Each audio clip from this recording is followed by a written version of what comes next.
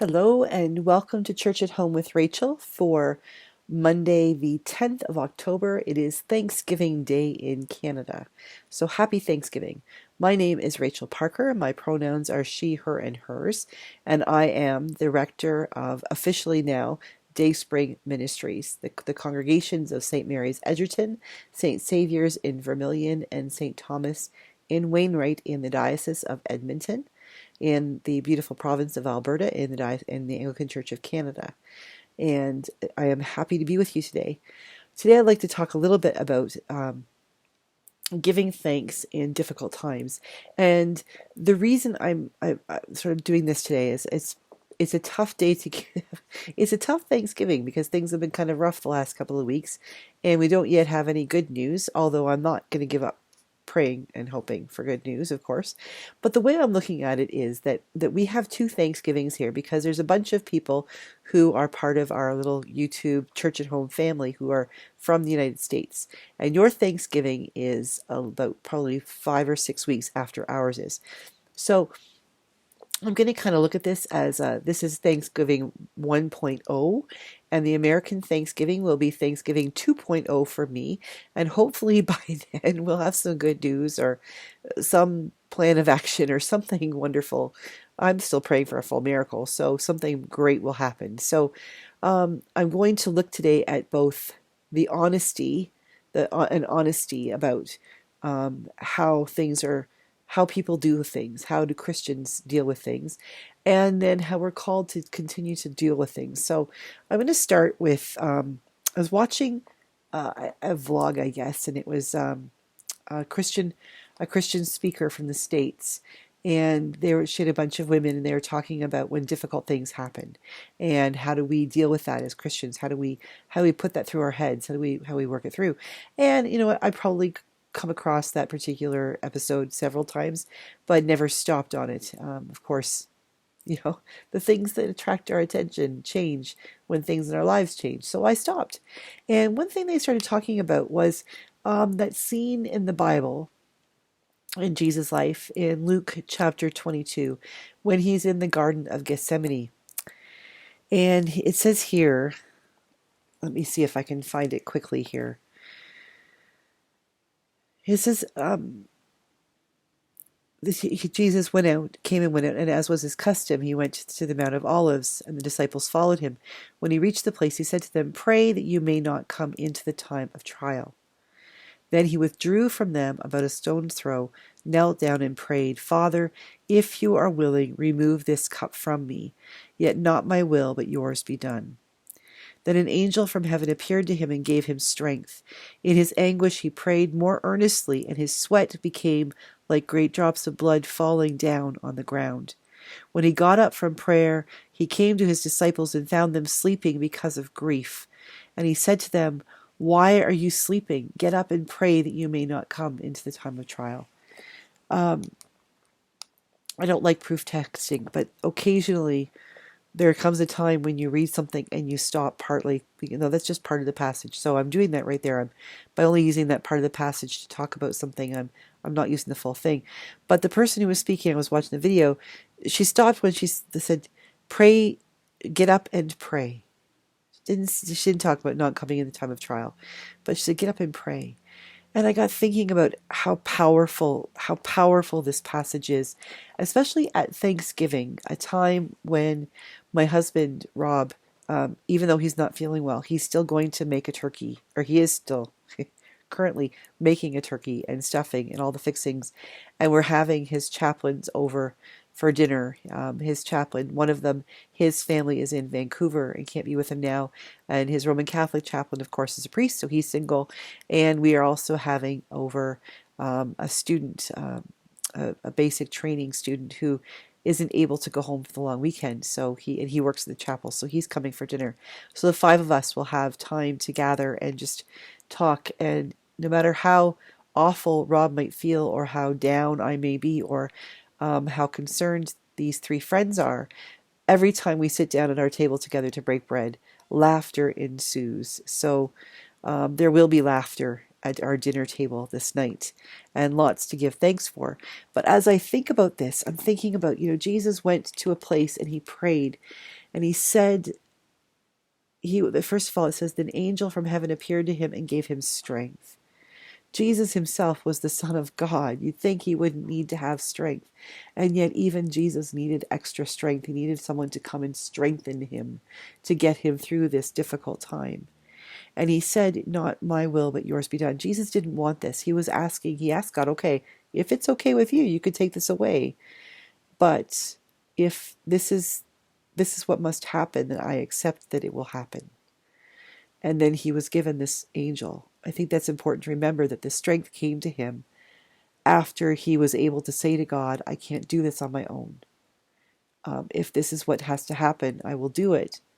But I don't want to. I need strength. He was given the strength. And then he went and found his disciples, and he found them. They were sleeping because of their grief. And you know what? I understand that. In the last couple of weeks, I've been so tired, not really able to sleep at all, but very, very tired. And that sense of sometimes I think if I could just fall asleep, I wouldn't have to think about this. Forget the fact that I dream about it, but I wouldn't have to think about what's happening. And that sense that sleep is a time of a reprieve. And he said to his disciples, get up and pray. Get up and pray. Even when things are difficult, especially when things are difficult, we aren't expected. We can't, no matter what, we can't ignore it. And no matter what, I've led a charmed life. It feels like, I look back and think things have been awesome. They have not been easy. I have had some really difficult seasons in my life when I have felt awful. I have felt betrayed. I have felt lonely. I have felt scared. I have felt like God isn't anywhere near me. And yet here we go, being reminded that Jesus also went through this, that there's nothing that I have gone through, nothing that you are going to go through, that Jesus himself can't understand the physical and emotional and spiritual angst. And he said to God, I don't want this. Take it away. Let me not have to do this. But if I must go through this, I will. The fact is, none of us have a choice. When we are faced with something difficult, we have to go through it. We have no choice. What are we going to do? Lock ourselves in a room? It doesn't make the situation disappear. It doesn't make it better. We have to face it. And if we ask God, we will find we are given strength. I have been given angels through this time, and so has Rob. The number of you who have said you are praying for us, the number of people who have reached out to me and said, we're upholding you in prayer. What do you need? People who have offered to make meals for us, people who have just been present, people who have told me silly jokes and done silly things. Absolutely, we have been given an angel to give us. We've been given many angels to give us strength. And we are called to get up and pray. Now I'm having trouble with that one. But I think that even the getting up and moving is opportunity. That's prayer in its own form. And on this Thanksgiving, I am reminded that in all things we are called to rejoice. One of the things these women were talking about was that in all things we are called to glorify God. And one of them said that her mom, even when she was dying, she told her kids to remember that first of all, that they would make sure that the Lord's name would be made great through what they were going through. That she was dying, and maybe it felt too soon for them. And she maybe would like some more time with her family. But through all of that, as a faithful Christian woman, as a pastor's wife, she wanted people to know that she wasn't angry with God, and that indeed that this was an opportunity for people to glorify God because of all of those wonderful things that were happening.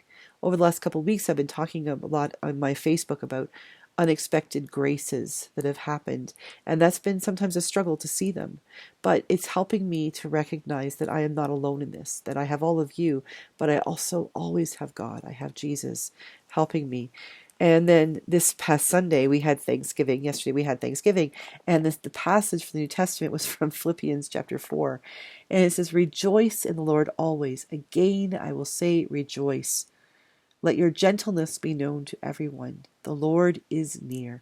Do not worry about anything, but in everything by prayer and supplication with thanksgiving. Let your requests be made known to God, and the peace of God, which surpasses all understanding, will guard your hearts and your minds in Christ Jesus. And so I am rejoicing. I am rejoicing that we have these wonderful chaplains and a student who are coming over to celebrate Thanksgiving with us. I am rejoicing that my husband is cooking because he's feeling well enough to do so, and rejoicing because giving thanks because if I cooked, everybody would end up in the hospital. So we have that to give thanks for. And I am giving thanks because between now and American Thanksgiving, we will have had a doctor's appointment and we will have had opportunities to see if the drugs he is on are healing his heart. And we will have had opportunity to recognize that in all things we are called to praise God and recognize that God is with us, even when things are most difficult. Because the truth is that sometimes it's easier to see God in the most difficult things than it is when things are going really well.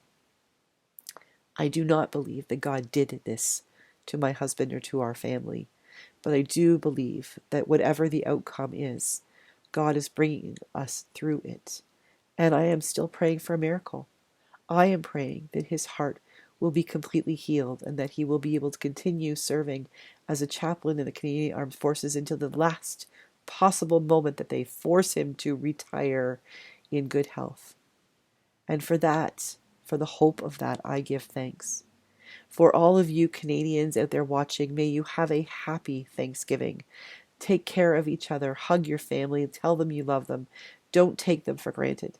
And to all of my American friends, I pray that you will have a happy Thanksgiving season and to enjoy this time between now and your Thanksgiving, to celebrate and look for all the ways that God is doing wonderful, wonderful things in your life for which you can give thanks. Thank you for being with me. You are a great part of why I have much to give thanks for. Happy Thanksgiving, everybody. I will see you again tomorrow for Church at Home with Rachael.